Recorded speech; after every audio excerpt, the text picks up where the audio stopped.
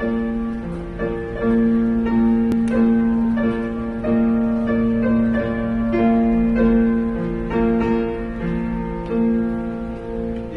your stand with the Son of God, to be faithful to His name.